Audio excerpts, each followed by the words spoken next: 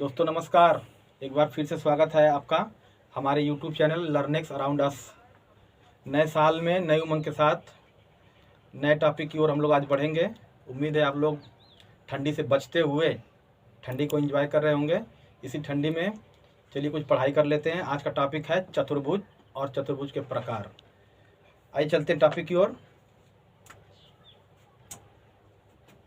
चतुर्भुज को समझने से पहले कुछ उससे जुड़ी हुई आवश्यक बातें जो हम जानेंगे तो चतुर्भुज हमको और अच्छे से समझ में आएगा। खासतौर से उन बच्चों के लिए जो बहुत रेखागणित में अपने को पुअर समझते हैं, वीक समझते हैं। ये वीडियो उन्हीं के लिए समर्पित है। तो व्हाइट बोर्ड पे तो हम मार्कर से बात करेंगे, आप इसको व्हाइट बोर्ड को कागज और मार्कर को पेंसिल समझ के बात करेंगे तो ज़्यादा अच्छे समझ में आएगा। ये वाला टॉपिक जो भी बताने जा रहे हैं, जैसे पेंसिल की नोक से बनी हुई वह छोटी से छोटी आकृति जिसकी ऊंचाई मोटाई ज़्यादा ना हो, बस आंख से दिख जाए, उसे बिंदु कहते हैं। और जब बिंदु की परिभाषा और परिचय को हम जान लेते हैं तो इसके बारे में बहुत ज़्यादा पढ़ाई नहीं है। लगातार सघन मतलब कि सट सट के चलने से अगर बिंदुओं को लगातार चिपक के हम खिसका दें तो क्या बन जाएगा, मतलब इसमें बिंदु बिंदु ही तो भरे हुए हैं, तमाम बिंदु, इसमें अनेकों बिंदु भरे हुए हैं, तब इसे हम रेखा कहेंगे। रेखा कहेंगे। इस पे आधारित जो गणित है, जो आकृतियों की जो गणित है, उसको रेखागणित कहते हैं। और रेखागणित की शुरुआत जो होती है वो बिंदु से होती है। तो बिंदु समझ गए। बिंदुओं के चलने से जब ये सीधी रेखा में पथगमन किया तो सीधी रेखा बन गई, लेकिन अगर ये बिंदु बार बार अपनी दिशा को बदलता है तब ये टेढ़ी रेखा बन जाती है। तो रेखा के दो प्रकार हो जाते हैं, एक सरल रेखा और एक जो है टेढ़ी रेखा, यानी सीधी रेखा और ये टेढ़ी रेखा, यानी कि सरल रेखा और ये वक्र रेखा, स्ट्रेट लाइन और कर्व लाइन। तो जब ये लाइन हम पढ़ लेते हैं तो लाइन पढ़ने के बाद इससे कुछ आकृतियां बनती हैं, उसके बारे में हम लोग क्रमशः समझेंगे। एक रेखा से बनने वाली जो पढ़ाई है उस पर आधारित जितनी भी आकृतियां बनेंगी उसको रेखागणित के अंतर्गत हम समझेंगे। और जब बोलते तो हम कोण कहते हैं उसको। और तीन रेखाओं से जब आकृति को पढ़ते हैं तो त्रिभुज, तीन भुजाएं हो जाती हैं। उसी में जब हम चार रेखाओं से बनी हुई आकृति के बारे में पढ़ाई पढ़ते हैं तो वो चतुर्भुज हो जाती है। और कुछ चीजें और होती हैं जैसे पेंटागोनल, उसमें 5 भुजाएं होंगी, जैसे ये 1 2 3 4 ये 5। कुछ होती हैं वो हेक्सा होती हैं जिसमें 6 भुजाएं होती हैं। और भुज होते हैं कुछ जो है ऑक्टोगोनल होते हैं, अष्टभुज। यहाँ तो जानना बहुत जरूरी है। तो इससे पहले की वीडियो में हमने आपको कोण बता दिया, कोण के प्रकार, त्रिभुज बता दिया, त्रिभुज के प्रकार। उसी क्रम में आज जो है 4 रेखाओं से घिरी हुई आकृति के बारे में बात करेंगे जिसका नाम हो जाएगा चतुर्भुज, क्वाड्रिलेटरल। चतुर्भुज को अंग्रेजी में कहते हैं क्वाड्रिलेटरल। चतुर्भुज की परिभाषा को पहले समझ लेते हैं। पहली बात की, जैसा आपने अभी कुछ देर पहले बताया, इसको रेखा कहते हैं। रेखा के अगर बीच से एक टुकड़ा हम काट लें यहाँ से, इसको क्या कहेंगे, तब हम इसको रेखा खंड कहेंगे। जैसे मान लीजिए यही रेखा है, इसका नाम हमने लिख लिया ए और रेखा ए बी, तो इसको हिंदी में लिखना होगा तो हम लिखेंगे रेखा ए बी। मुंह से निकलने वाली ध्वनि जो लिखेंगे तो ऐसे लिखेंगे। चिन्ह के माध्यम से अगर लिखना हो तो ए बी लिख करके इस पर जब ऐसे लाइन खींच देंगे तो इसी को कहेंगे रेखा खंड ए बी या रेखा ए बी।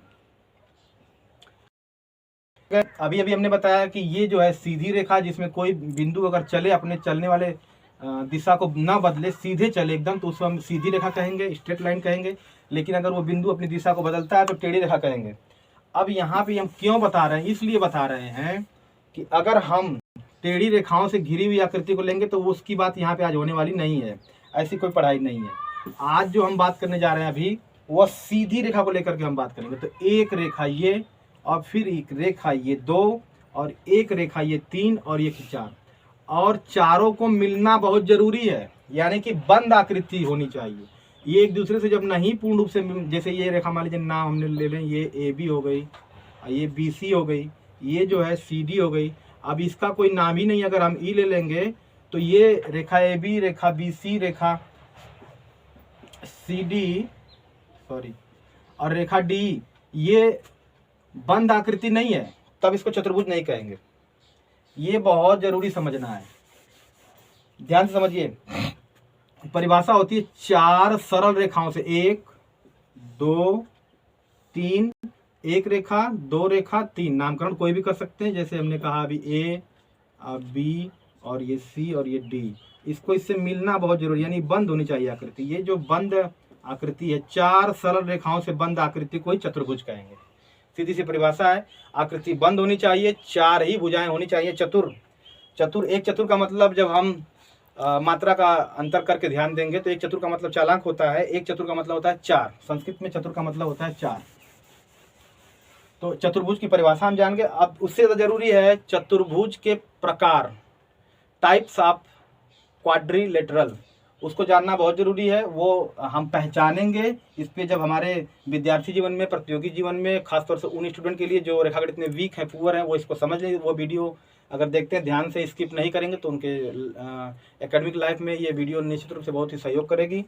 तो ज़्यादा जरूरी है कि परिभाषा और इसके जो टाइप्स हैं, काइंड्स हैं, प्रकार हैं, उनको पहचानेंगे। और इसके अपने निजी कुछ गुण धर्म होते हैं, कुछ क्वालिटी किसे कहते हैं, जो हमारे कुछ दोस्त हैं इस शब्द को पहले नहीं जानते तो समझ लें।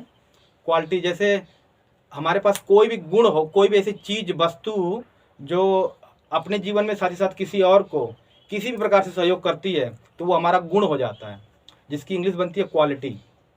और यही गुण जब कोई व्यापक रूप में, व्यापक अर्थ में अगर किसी को लाभ पहुंचाती है या सहयोग करती है या कहीं ना कहीं उपागम का काम करती है, तब उसे कहते हैं हम प्रॉपर्टी।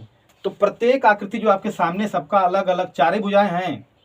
चारों भुजाओं में चतुर्भुज के अभी हम गुण धर्म के बारे में बात करेंगे। फिर जो उसके काइंड हैं आपके यहाँ पे, सबके नाम जानेंगे। और चूंकि वीडियो लंबी ना हो जाए, कुछ लोग ऊब जाते हैं, इसलिए अगली वीडियो में, जैसा हमने त्रिभुज के काइंड बताए, फिर उसके सारे जो क्षेत्रफल है और जो मीटर है, यानी कि जो परिमाप है, उनका सूत्र हमने बताया था, उसी प्रकार इन सभी आकृतियों का जो क्षेत्रफल है और परिमाप निकालने का सूत्र आपको अगले वीडियो में बताया जाएगा। फिलहाल हम समझते हैं कि चतुर्भुज में कितनी प्रॉपर्टी होती है, कितने गुण होते हैं उसके अंदर। तो कोई भी चतुर्भुज ले लीजिए, कोई सा भी ले सकते हैं। अभी तो बस चतुर्भुज की बात हो रही है, प्रकार के बारे में अभी बताएंगे जस्ट। देखिए, किसी भी चतुर्भुज में 4 है, उसके अंदर यानी अंत रूप से, यानी आंतरिक हिस्से में, बाहर नहीं, इसको बाहर कहा जाएगा। ये भुजा अगर बढ़ा दे तो ये बाह्य कोण हो जाएगा, ये भुजा अगर बढ़ा दे तो ये बाह्य, ये भुजा बढ़ा दे तो ये बाह्य कोण हो जाएगा। इसके बारे में पहली वीडियो में भी हम बता चुके हैं। तो बाह्य कोण की बात नहीं होगी, अंदर की बात होगी। तो चतुर्भुज के आंतरिक हिस्से में 4 कोण पाए जाते हैं। ये इसका गुण, एक खासियत है। 4 कोण होते हैं और 4 शीर्ष। देखिए, उसको शीर्ष कहा जाएगा। इधर से हम अगर आते हैं, इसको टच करते हैं, तब शीर्ष कहा जाएगा। अंदर से अगर आते हैं तब ये कोण कहा जाएगा।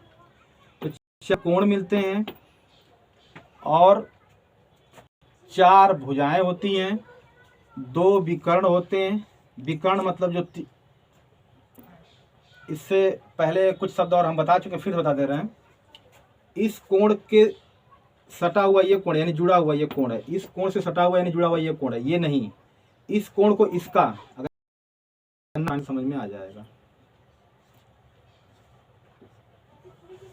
चतुर्भुज ABCD किस टाइप का है, इसके बारे में भी बताएंगे। फिलहाल इसके चतुर्भुज में कौन कौन से गुण होते हैं, इसका हम व्याख्या कर रहे हैं, लेक्चर दे रहे हैं, समझ रहे हैं, डिस्क्राइब कर रहे हैं। तो आप समझिए, ये देखिए, भुजा AB, BC और ये CD और ये AB या DA मिल करके एक आकृति बनाती है, एक आकार बनता है। एक चित्र आपके सामने उपस्थित है, जिसको हम रेखागणित की दुनिया में चतुर्भुज कहते हैं। तो क्या क्या प्रॉपर्टी है, क्या क्या गुण होते हैं, देखिए। 4 भुजाएं पाई जाती हैं। तो एक भुजा है AB, BC, DC या CD, AB या AD या DA। और 2 इसमें विकर्ण होते हैं, जो सम्मुख, इसके सम्मुख ये कोण माना जाएगा, इसके सम्मुख ये कोण माना जाएगा। ये चारों इसको बाहर से देखेंगे तो शीर्ष कहा जाएगा। और ये जो है विकर्ण कहा जाएगा। जैसे ये BD भुजा इस चतुर्भुज का विकर्ण है, डायगोनल लाइन। और ये AC जो है इस चतुर्भुज ABCD का, ये AC जो, ये भी डायगोनल है, ये भी विकर्ण है। तो एक चतुर्भुज में 4 भुजाएं होती हैं, 4 शीर्ष होते हैं, 4 कोण होते हैं और 2 विकर्ण होते हैं। ये तो हो गया एक चतुर्भुज का गुण और विशेषताएं और उसके अंदर रहने वाली प्रॉपर्टी।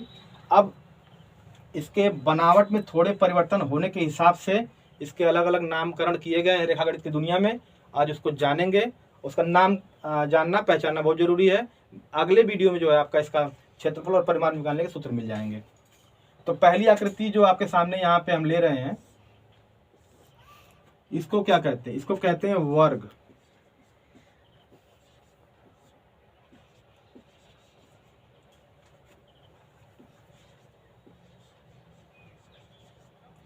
स्क्वायर। इसकी खूबी क्या होती है? इसके जो चारों भुजाएं होती हैं वो आपस में एकदम बराबर होती है। अगर ये 4 सेमी का है तो ये भी 4 सेमी का रहेगा, ये भी 4 सेमी का पाया जाएगा, ये भी 4 सेमी का, प्लस चारों कोण 90 अंश के होंगे, न इधर न उधर। यानी वो आकृति जिसकी चारों भुजाएं आपस में बराबर हो और सभी कोण 90 अंश के हों, तो उस वाले आकृति को जो हम कहते हैं वर्ग कहते हैं। और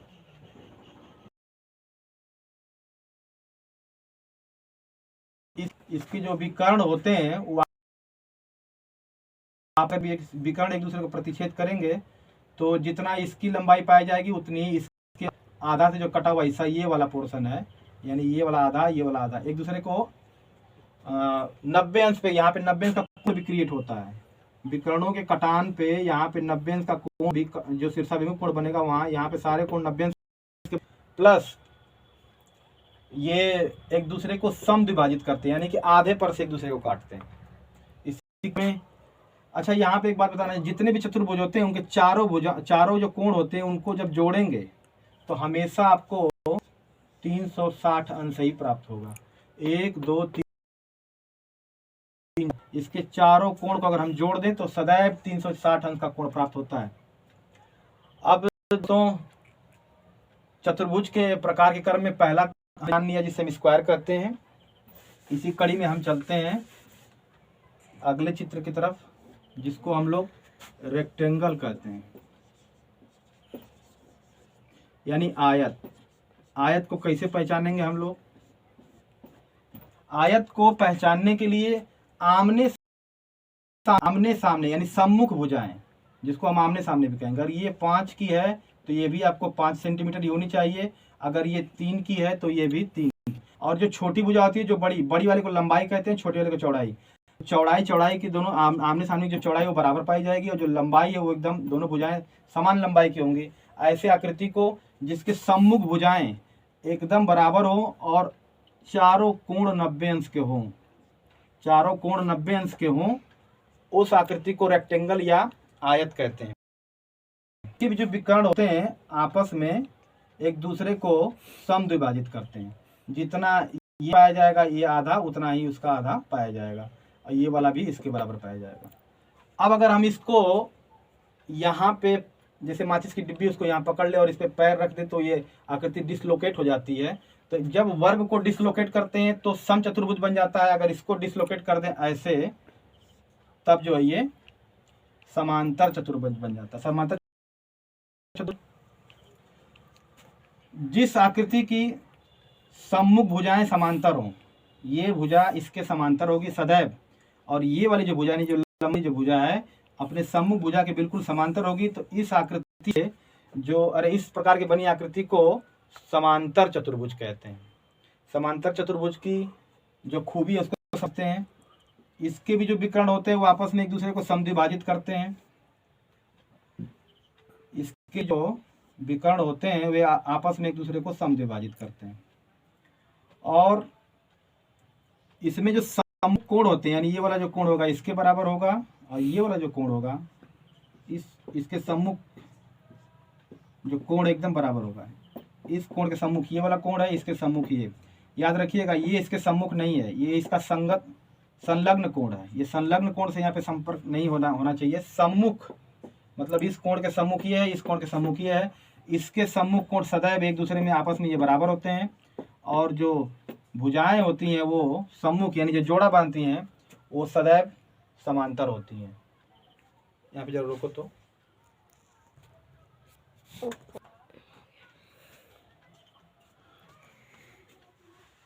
एकदम रेडी?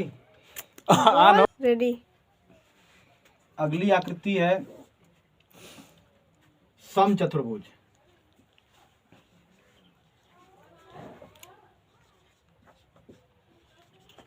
समचतुर्भुज, इसकी इंग्लिश होती है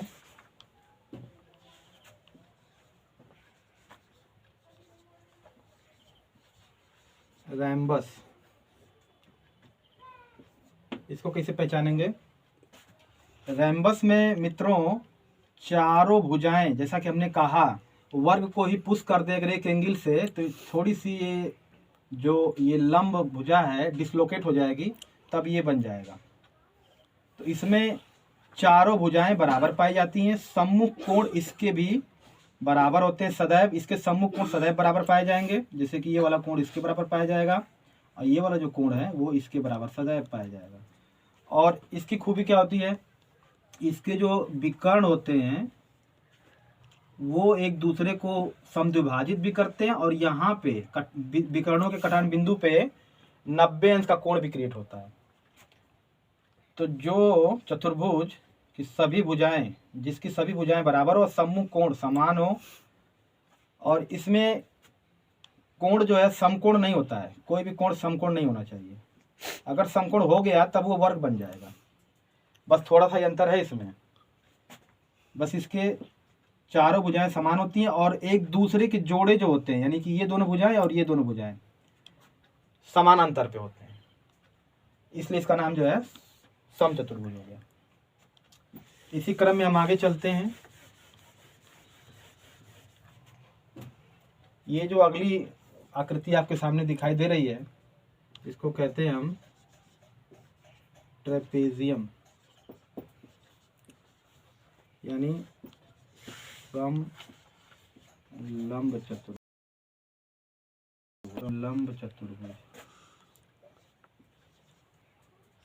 अगली आकृति है ट्रेपेजियम, समलंब चतुर्भुज। इसको कैसे पहचानेंगे? इसमें चार भुजाएं तो चतुर्भुज में होती ही हैं, लेकिन चारों भुजाओं में कोई दो जोड़ा, यानी कि दो सम्मुख भुजाएं, चाहे ये दोनों वाली, यानी इसके सम्मुख ये है, इसके सम्मुख ये है, या ये इसके सम्मुख है, तो ये दोनों में से कोई एक जोड़ा, यानी ये दोनों अगर समांतर है तो चारों भुजाएं समांतर नहीं होनी चाहिए।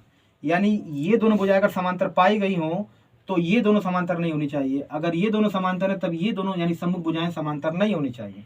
कोई एक जोड़ा, कोई चारों भुजाएं अगर समांतर हैं और वह चारों ओर से घिरा हुआ और बंद है, तो ऐसे आकृति को हम इंग्लिश में ट्रेपेजियम कहते हैं या हिंदी में समलंब चतुर्भुज कहते हैं। और इसके जो विकर्ण होते हैं वो समान नहीं है।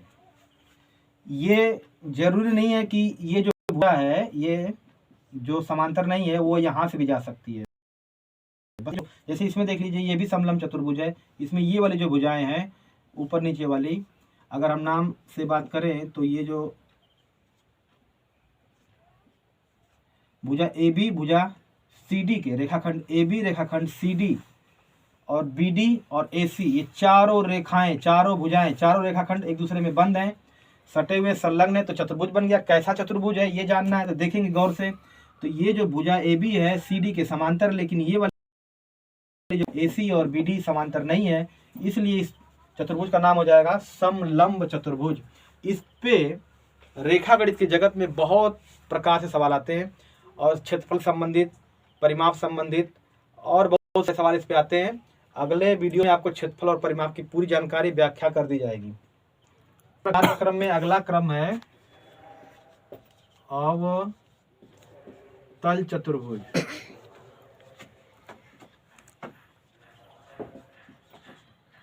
दोस्तों इंग्लिश होती है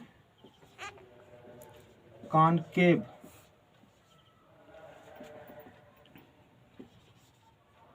क्वाड्रिलेटरल।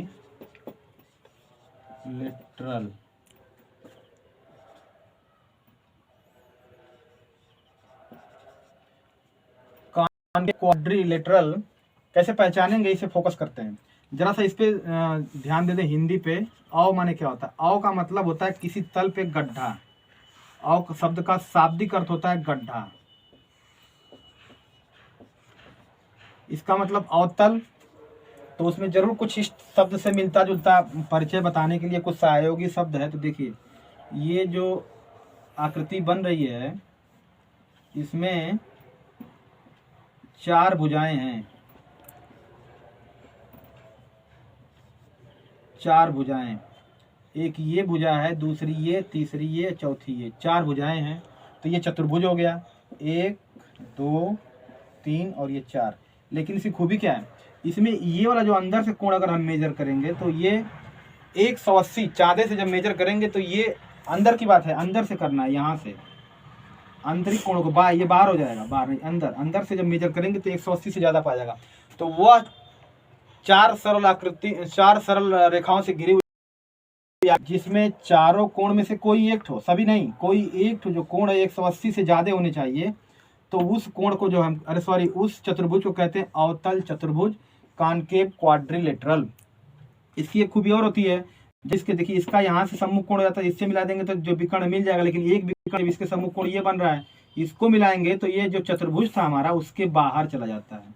हमारा चतुर्भुज ये वाला है और ये जो है गड्ढा जैसा आकार बना रहा है। हालांकि इसको पलट के देखें तो ये इसलिए इधर से मेंटेन करेंगे तल को, तब इसलिए वह 4 सरल रेखाओं से घिरी हुई आकृति जिसके चारों कोण में से एक कोई कोण जो है अंतः रूप से 180 से अधिक हो, या फिर जिसके विकर्णों के मिलान सम्मुख भुजाओं के बीच, जैसे इसका विकर्ण मिलाएंगे अगर यहाँ सम्मुख कोण ये हो जा रहा है तो इससे ये मिल जाएगा, लेकिन ये सम्मुख कोण इसका ये है, इससे मिलाएंगे तो ये जो विकर्ण बाहर चला गया। तो ऐसे विकर्ण चतुर्भुज को अवतल चतुर्भुज कहते हैं। एक उल्टा है जिसको कहते हैं उत्तल चतुर्भुज। उत्तल चतुर्भुज का जो परिभाषा है बहुत ही आसान है, जिसके चारों कोण में से कोई भी एक कोण 180 से ज़्यादा नहीं होने चाहिए। ये वाला कोण, ये वाला, ये चारों कोण जो है अंदर आंतरिक रूप से जब मेजर करें तो ये चारों कोण 180 से अधिक नहीं हो। ऐसे चतुर्भुज जिसकी भुजाएं सरल रेखाओं से घिरी हो और कोई भी कोण 180 से ज़्यादा न हो, तो ऐसे चतुर्भुज को हम कहते हैं कॉन्वेक्स क्वाड्रिलेटरल, यानी कि उत्तल चतुर्भुज। चतुर्भुज के क्रम में आगे चलते हैं तो एक चतुर्भुज आपका आता है पतंग, आप इसलिए इसकी जो बाहरी आकृति है उसको सही ढंग से हम बराबर हैं। तो जो ये भुजा है इसके संलग्न मानी जाएगी, ये वाली भुजा इसके संलग्न भुजाएं समान होनी चाहिए, ये भुजा इसके बराबर और ये भुजा इसके बराबर होनी चाहिए। तो ऐसे चतुर्भुज का पतंगा चतुर्भुज यानी काइट क्वाड्रिलेटरल कहेंगे। एक और चतुर्भुज बनता है जिसे एक भुजा ये हो गई, एक भुजा ये, 2, तीसरी जो होती है इसको काट के निकल जाती है और चौथी भुजा इसको यहाँ मिला देती है। ऐसे चतुर्भुज को प्रतिच्छेदी चतुर्भुज कहते हैं। तो चतुर्भुज के प्रकार के क्रम में आशा करते हैं ये वीडियो आपको पसंद आई होगी, आपको पहचानने में, उसका नामकरण करने में, उसको समझने में आपको मदद करेगी। That's all for the day. We will meet, subscribe next video. Till then, take care. Bye bye.